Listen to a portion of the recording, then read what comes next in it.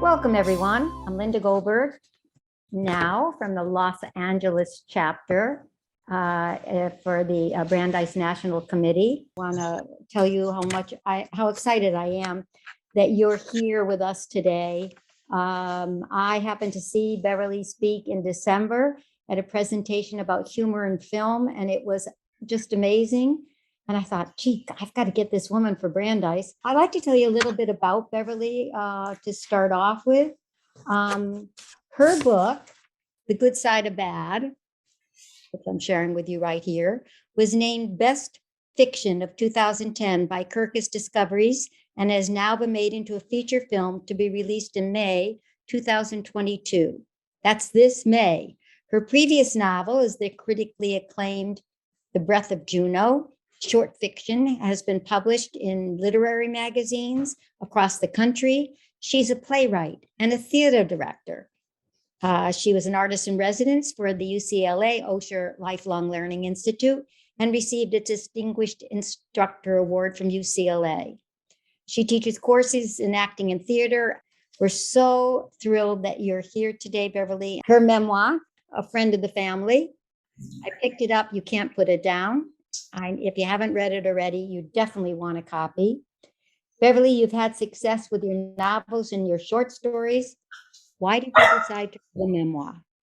You know, it's interesting. I've been writing fiction for all my life, and I much preferred fiction. I was never really interested in writing a memoir because the excitement of writing fiction is creating characters, traveling to places through them, getting to know them, and living a life that's larger than your own through the people you have created yourself and the travels that they've taken. In The Breath of Juno, we traveled all over the world.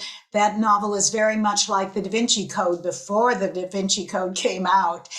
And so I love that. And that's also what I love about theater and I loved about acting is the ability to crawl inside another person, another character, and live a larger life through them. It just felt extremely interesting, exciting, and creative. So writing a memoir about my own life didn't appeal to me as much until one day I thought, I really would like to capture a pivotal time in my life. And this Friend of the Family really is that pivotal time. It's over a 5-6 year period that changed everything. And I think when you're writing memoir, it's really great to focus on a pivotal time in your life instead of doing the scope of your whole life and just giving that laser focus on some dramatic or life-changing events. So when I started to write it, it just took off in my soul, revisiting my childhood life, living with my family in Elgin, Illinois.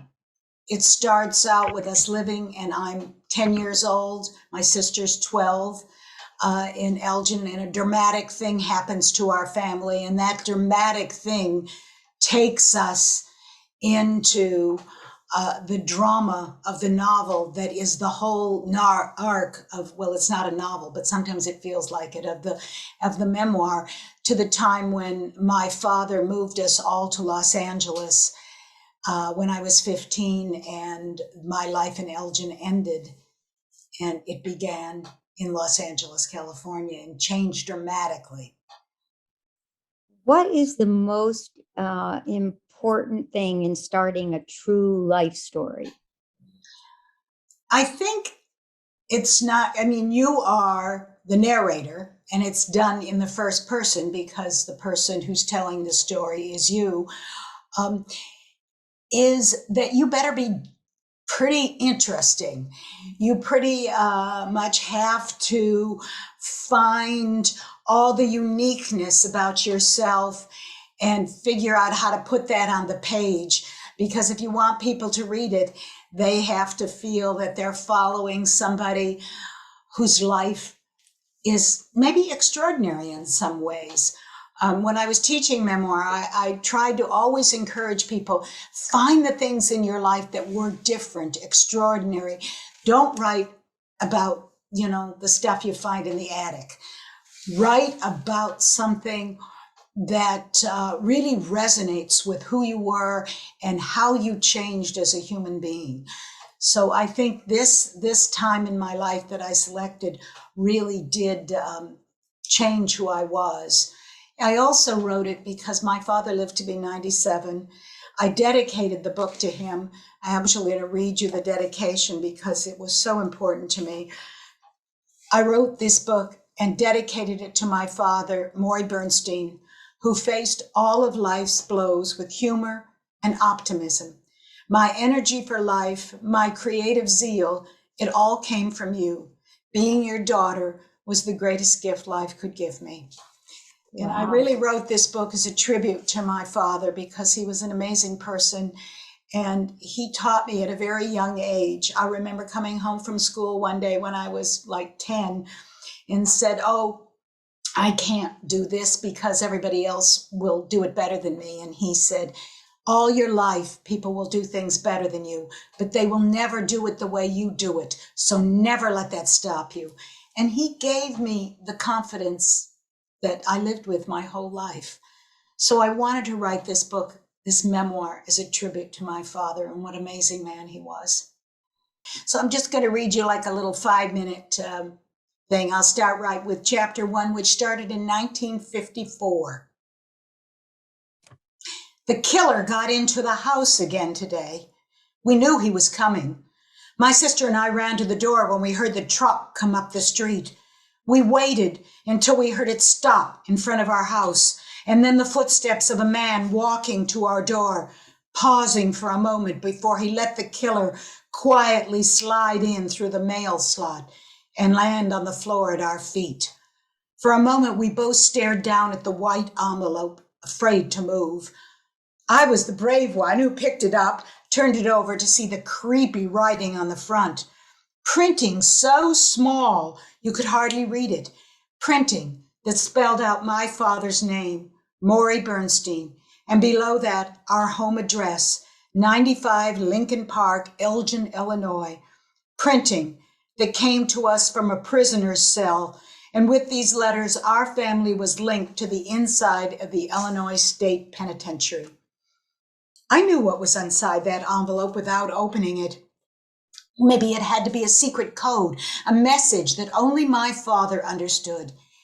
He told us it was a game, a very long game, as the letters had been coming for almost a year.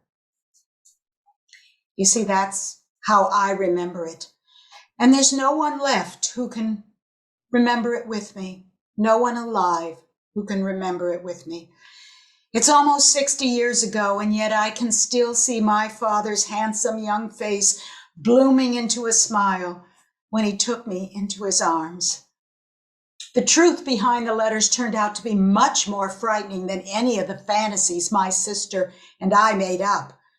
We learned who they came from late one night when we heard my parents arguing.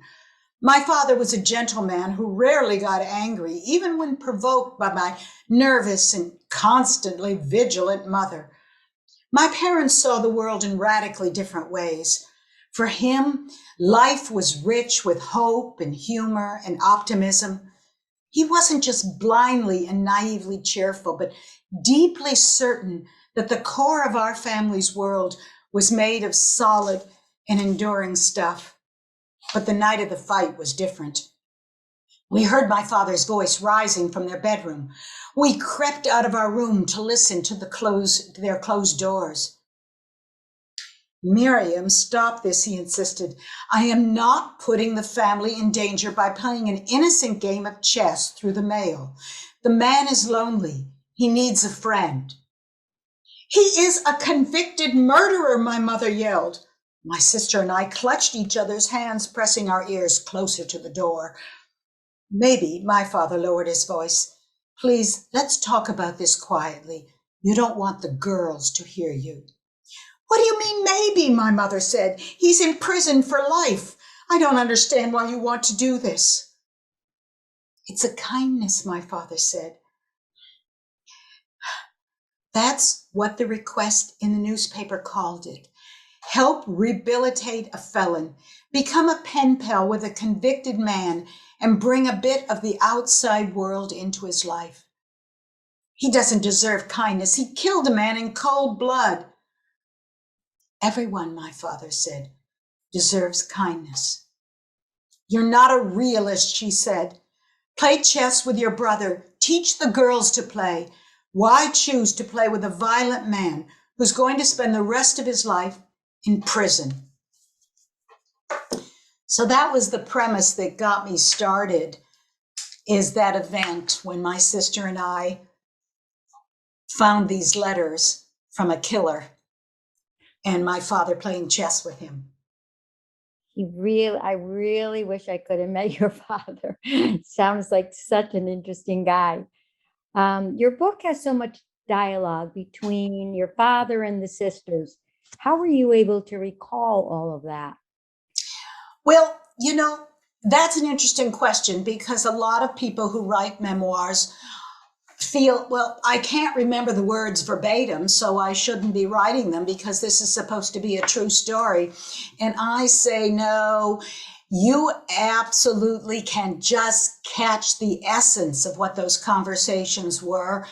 And in writing, dialogue is so important to bringing a piece of writing to life. If it's just prose, people will not get inside the characters. It is through the dialogue that they understand and identify who the people really are. So I think it's terribly important to write dialogue.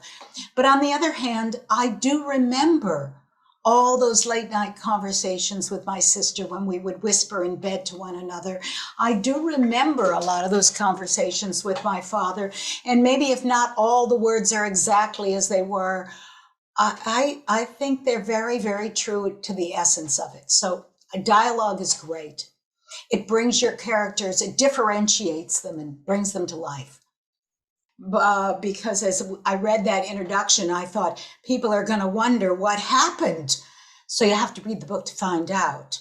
But it turns out that man may not have been as guilty as they thought.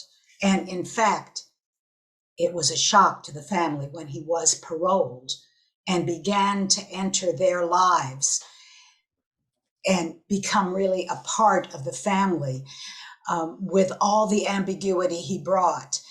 And the story itself takes us through so many different phases of our lives.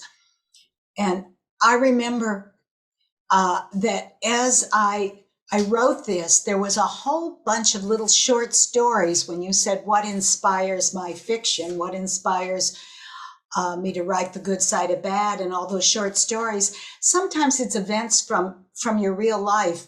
And within Friend of the Family, there's a short story. My sister and I had this encounter with a cousin who came to visit us, who would never stop talking. He was younger than us. He was like 7 years old and a little boy, and he never stopped talking, and he drove us crazy with questions. And so I wrote about this in the midst of the Friend of the Family story, and later on turned this little section into a short story, which then became a children's book, because my sister and I devised a plot to tell my little cousin that God only gave you so many words. And if you use them all up, you would run out. And when you got to be an adult, you wouldn't be able to speak at all. And this little lie seized my little cousin up completely. And he said, oh, I don't want to not be able to speak. And so he stopped talking altogether, only a few little words. And for a while, my sister and I were so delighted. I mean, we were 10 years old when we concocted this lie. And finally, I felt so guilty. I took him aside and I said to this little boy, well, I have to tell you the truth. You don't have so many words. You have all the words you want. And I'm giving you back all your words, and you can talk all you want again. And I thought he would be so angry at me for giving him that that horrible lie that took away all his words. But in fact, he giggled and smiled and jumped around and said, "I'm so happy to have my words back. Thank you. Thank you." So there are a lot of little stories like that in this book that turned out to influence fiction I wrote later on. And the same thing is true with The Good Side of Bad. That started in Seattle. The book takes place in Seattle and in New York, and it takes place in the year 2009 when we had the economic meltdown. And I was very much influenced by real events. While I was there at a friend's house, a cousin of theirs jumped off a bridge, survived, but jumped off a bridge. And I knew immediately that was the beginning of this story, The Good Side of Bad.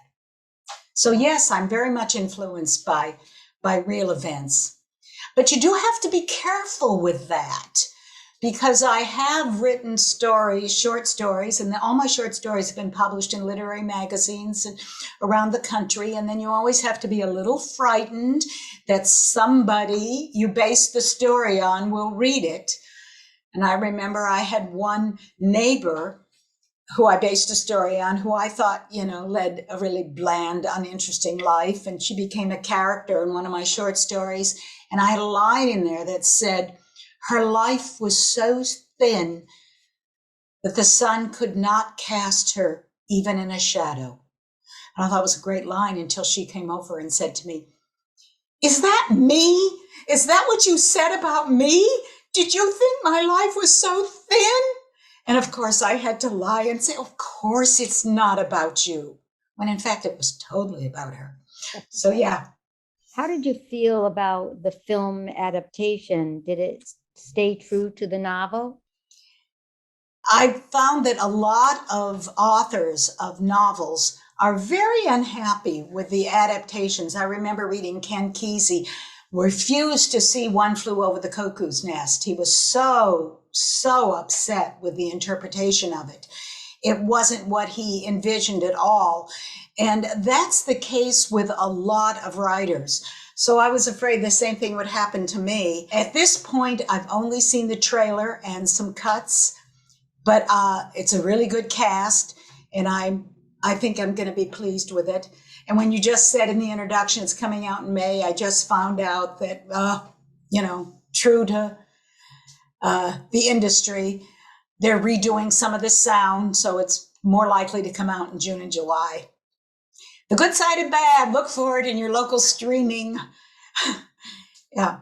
So you teach both fiction and nonfiction writing classes for UCLA and the University of Washington, and I know more than that. Which is more fun and satisfying? Well, I prefer to teach fiction because I like inventing people, as I said in the beginning, and I like to take people into those worlds.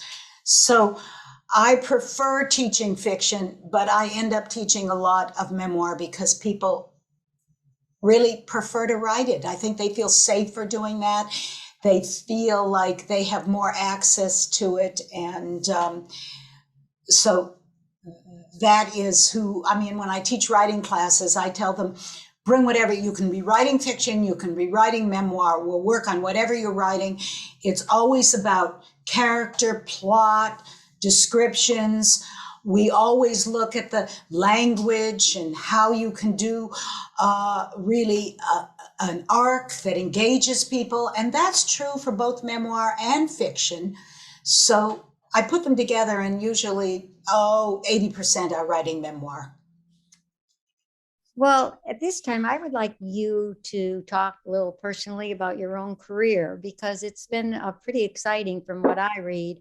Well, when you get to be 77, it's nice to look back and say, what are the things I've done in my life that really were important to me, and the accomplishments that I feel really good at and good about.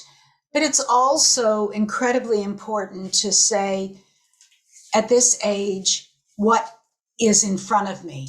What am I going to do in the future? And how can that be influenced by the past? And actually, I'm putting together a class for UCLA on people 70 and beyond and how to reinvent themselves and how to keep their lives exciting and engaging and not feel that so much of their accomplishments and adventures are behind them. Oh, it has been my pleasure, Linda. Thank you. It was a nice meeting you. I look forward to meeting you here in Los Angeles when we're in town.